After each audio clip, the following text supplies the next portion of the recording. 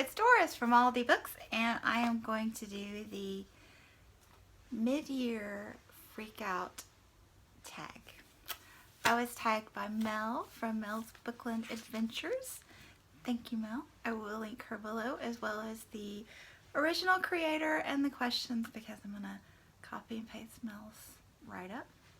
She was so great to do that. And let's just jump right in. There are 15 questions. Number 1, the best book that you have read so far this year. The Essex Serpent by Sarah Perry. I've read a few really great books, and this is going to be in my top 10 for the year. Fabulous. Number 2, the best sequel that you've read so far this year. I've read a couple sequels, and they were meh, okay. So I didn't want to talk about okay. So I thought this was fun. I read The Tempest and then read The Hag Seed by Margaret Atwood, which is based on The Tempest, and I thought this was a fabulous companion. It taught me a lot more about The Tempest, made me understand that text better, and just was very interesting and a fun read. So yes, Hag Seed. And number 3, a new release that you haven't read yet but you're anticipating reading. The Tea Girl of Hummingbird Lane by Lisa C. I haven't seen this much on BookTube yet, but I noticed that Mamey from Mamey's Medley has just posted a review of it, and so I need to get this read so I can watch her review, because I like to watch reviews after I've read the book.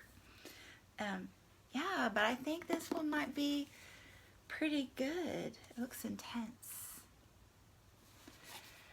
And number 4, the most anticipated read for the second half of the year. And I don't know what that might be, because I'm not yet into anticipating new releases. But I just read Scythe this month, and this one, the sequel, is due out in March, and I'm very much anticipating it. Yes, this was really good. And also, I don't have the book right now because I loaned it out, but Strange the Dreamer by Laini Taylor, which is another young adult fantasy that was phenomenal. Yeah. And so I'm assuming that one's coming out in 2018, and I'm highly anticipating that one. Wow, it was so good. Number 5, the biggest disappointment. So, much hyped on BookTube, The Vegetarian by Han Kang.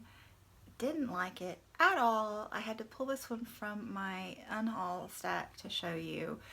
And this was not only a big disappointment because it is so well loved on BookTube, but also I had read her other book before this one and just was blown away by it. It's stunningly beautiful. So this was disappointing because I was expecting stunningly beautiful, and it didn't do it for me. Biggest surprise, Idaho by Emily Ruskovich. This book mesmerized me. It's gotten some airplay on BookTube, but not a great deal. And yeah, this is one where you're gonna love it or hate it, and I loved it. Yes, I was just very surprised by how mesmerized I was by this book. Number 7, the favorite new author. I think I forgot to do that one. Oops. Number 8, newest fictional crush. I just didn't choose to do that one. Number 9, the newest favorite character. This one I didn't exactly do either, but I did want to say The Mare by Mary Gateskill. There is a very minor character in here, Sylvia, who is the mother of the little girl, and I just thought that she was a brilliantly written character. Brilliantly written. She's not someone that you're going to love. You're probably not going to like her much at all, but so brilliantly written. Yes, I really was captivated by her. Number 10, a book that made me cry, And I'm having to pair this one with number 12, which is favorite book to film adaptation. And that would be Hidden Figures by Margot Lee Shetterly. I just, about the midway point, I just found myself crying happy tears about every chapter, or frustration sometimes, but this is a great read. And I know this is going to be somewhat controversial, but I thought the movie adaptation was fabulous. Great acting, and I just thought they did a really good job of taking such a complex story and condensing it into a 2-hour movie timeline. I'm one of those people, I think you should read the book and watch the film, because they're just different art forms, and they are. So I don't ever feel like, oh, they ruined that book, because they're different art forms. So I judge them differently. But my 13-year-old son came out of this movie just completely blown away. I mean, he was just very introspective and kept asking questions and wanted to talk about it, and he just said, man, Mom, life sure was different back then, wasn't it? And I just appreciate this movie. This is a great movie. Yes. Number 11, a book that made me happy. The Rosie Project. This was just laugh out loud, funny in places, and very endearing, and I loved it. And I got the Rosie effect as well, which wasn't quite as good, but I was just so charmed by the characters that I loved it. I mean, it was good. So yeah, these were charming. Yes. Happy book right there. And we're on 13. Favorite video that I've done. I really like some of my vlogs. I don't know which one in particular, but I've always wanted to vlog. I don't know,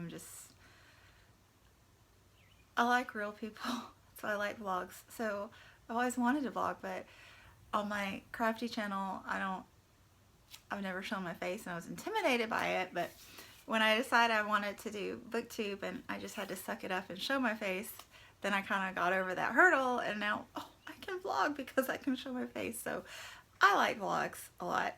And I also, my very first video I posted on here is bloopers, and it makes me laugh. I've watched it probably 10, 12, 20 times. I don't know. It makes me laugh. And, you know, I don't like to take myself too seriously most of the time, so yeah. And number 14, the most beautiful book is Human Acts by Han Kang. I just could not buy this book when I saw it in the bookstore. This is gorgeous. And then to bring it home and read it and be blown away is a stunning read. So this is a perfect combination of beautiful inside and out. I love this book. Definitely will be in my top 10 as well. And then number 15, the books that I need to read this year. So I have found quite a stack of those as well. The first few are dealing with my goals for the year. So there are a couple books I want to make sure my son reads. To Kill a Mockingbird. He's still at an age where he likes to... We've been listening to audiobooks together recently. I used to read aloud to him, but he still likes that, and this is just my all-time favorite book. I've probably read it 20 plus times, and part of that is because I'm a school teacher, high school level, but yeah, gorgeous. This book means so much to me, so I want him to read it, and I know he'll probably read it his freshman year of high school, but I don't want to deal with probably. I want to be definite, so I want to expose him to that.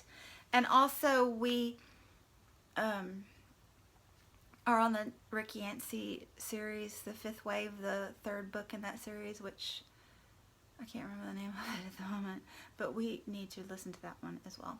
So I think we're going to do that on our Florida trip in July. And then I need to finish Matar a un ruiseñor. Matar a un ruiseñor. To Kill a Mockingbird in Spanish. I bought this for some of my kids that were new to the country and didn't know much English, and I decided I'm going to read it myself since my Spanish isn't fabulous, but my knowledge of this book is, so I thought I could handle it. And I made a pretty good chunk of it right at the end of school, and then it just got busy, so I was reading it with a Spanish teacher. But yeah, and then this is one of the lingering in my home books that I need to finish, Enrique's Journey. And then I was planning on reading all of Amy Tan's, so I have 2 of those left. I would like to finish Annie Prue's Barkskins because this is the only one of the Baileys that I bought that I didn't get to read before the winter. I still haven't read Ann Patchett's Commonwealth. What in the world? And I gotta finish this one, definitely. I'm supposed to finish it in July, but I'm behind, so I don't know how that's gonna go. And I borrowed this one. This is the sequel to The Alienist, and this is my sister's, so I need to finish it in July because I'm going there to Florida mid-month, and I want to return it. And yeah, so that's the tag, and I am going to tag that Cozy Book Nook because I love her channel. She's this perfect combination of a soothing voice, but very excited about what she's reading and doing in life. And so she not necessarily took a break, but life got a little busy for her. She didn't make many videos for a month or 2, and she seems to be back, so I'm going to tag her. And Mamey from Mamey's Medley because of our Ann Patchett / Lisa C connection. So I think she would do this tag well, and I want to see what she says. And Jonny Keen because, you know, I noticed he did a tag last week, and so he needs to do another one, right? So yeah, thanks for watching, and I will be back very soon, and I'll see you then.